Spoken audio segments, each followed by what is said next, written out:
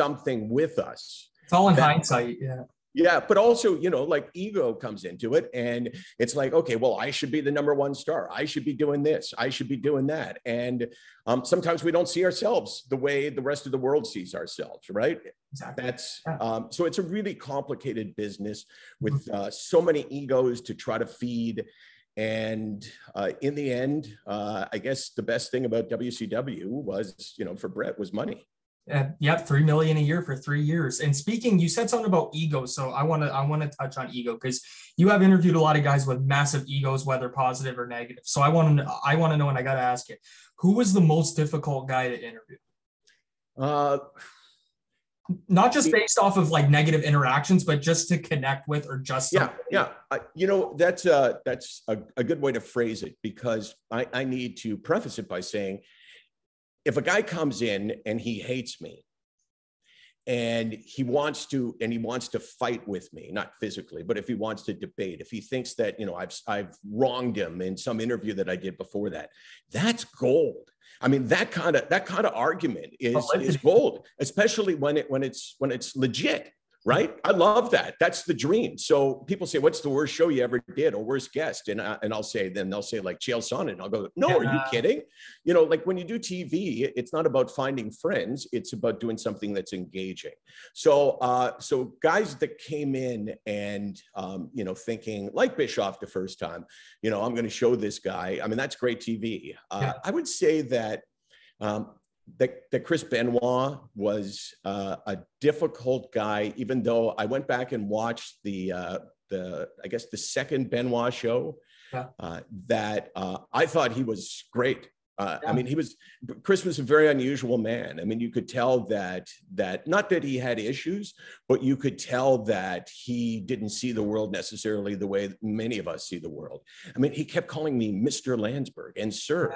And I kept saying, Chris, you know, like, what are you doing, man? It's not like I'm even that much older than you. Like, he says, well, you deserve my respect.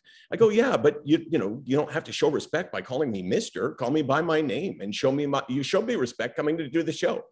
Yeah, so exactly. he was a tough guy to crack. I always felt like there was a wall between us that would never be taken down. And obviously we know the tragic circumstances of his story. And in that interview, because I watched it recently, he talked about Eddie Guerrero. He talked about how wrestling was not responsible for Eddie Guerrero's addiction problems and concussions.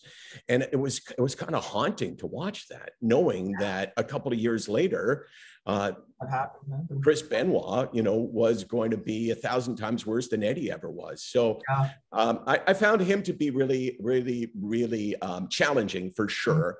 I'm trying to think. I mean, it's hard for me to remember all of the names. Just let's play name association again. Do you have a list of all the people I talked to? Yeah, I got a whole bunch. And two, I wanted to touch quickly too on the Benoit thing. Like when you interviewed him, because I know you interviewed him, I believe I want to say 1999, I think was the first one. And then you again in 2004, right after WrestleMania 20, and you talked about his ascension to main eventing WrestleMania 20, arguably having the greatest Mania main event match of all time with Hunter and Shawn in the triple threat, which was incredible. But like you said, you went back and looked at that interview, and you said also in the last interview that we did that he had a very unusual outlook.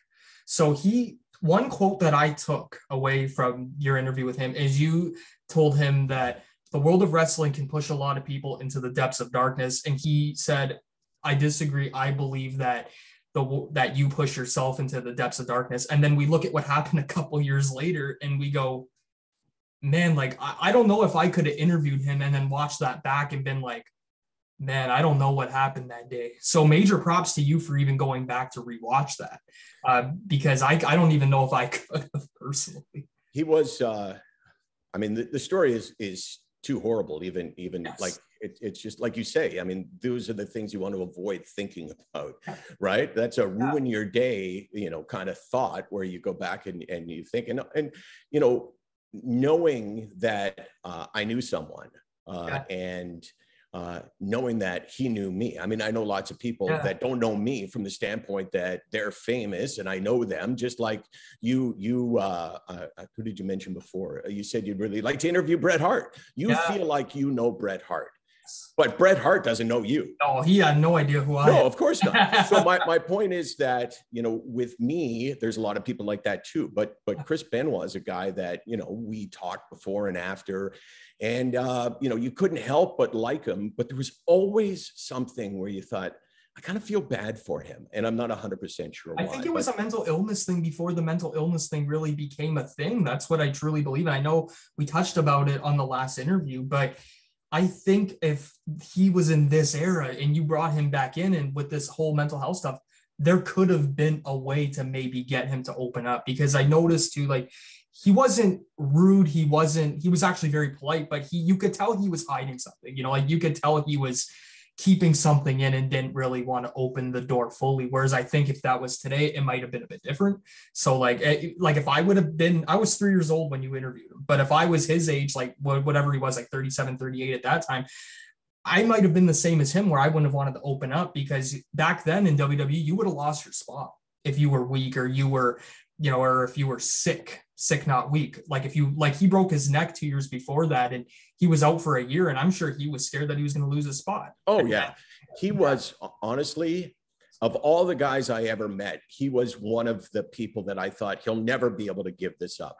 Wrestling, like wrestling was in his blood in a way that wasn't just a way to make a living. It defined who he was. And that, I mean, that's trouble for everyone in life. When you have this one massive thing in your life, it's a real challenge to move on to something else. But Chris Benoit was soft-spoken, very soft-spoken. He had me like leaning forward, like, what'd you say? And obviously, it's sad what happened, and I feel horrible about it, and nothing can ever excuse what happened in June of that year in 2007. But at the same time too, I think it's also a good precedent to show that you can't always keep everything in. You gotta, like, there's got to be times you have to know when to unveil stuff and know when to speak. And I think that we could use that, try to make it a positive thing where, like, hey, if you're famous and you're well known and you're struggling, don't keep it in, because I know it's easier said than done, but if you know that you're walking the edge, you have to do absolutely everything you can to better yourself. So I wanted to put that out. But just think of this. If Chris Benoit would have said to himself, given the fact that he really, I think, defined himself. I'm not a Chris Benoit expert, but it seemed to me like he was a guy who was never going to leave wrestling. So here you have a guy who just everything about his life is wrestling. And he says to himself, you know, I'm not well. I have these thoughts.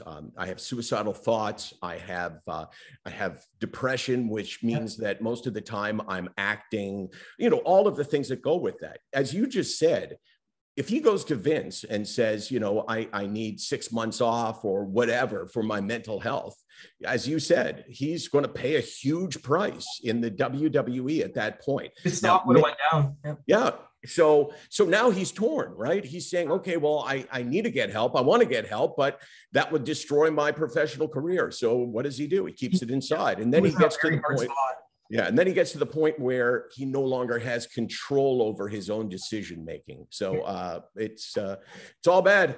Yeah, I mean, exactly too. And you nailed it on the head. And it's, again, it's a mental health thing. Like, I see people on Twitter, they'll call him a piece of shit and they'll say, oh, you know, I'm not going to say the F-bomb right on here, but F him, screw him, you know, and I get that to an extent, but at the same time too, it's also by circumstance. It doesn't excuse his actions, but he was in a bad position, you know, and his son too even talked about it on his interview with Chris Van Vliet, who's also a fellow Canadian, and his son's getting in the ring.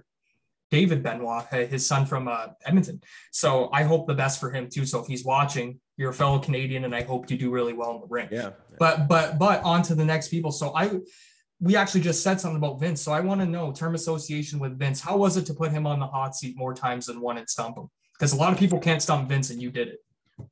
Well, the first Vince interview, which was, I guess, in the fall of the Screw Job, right?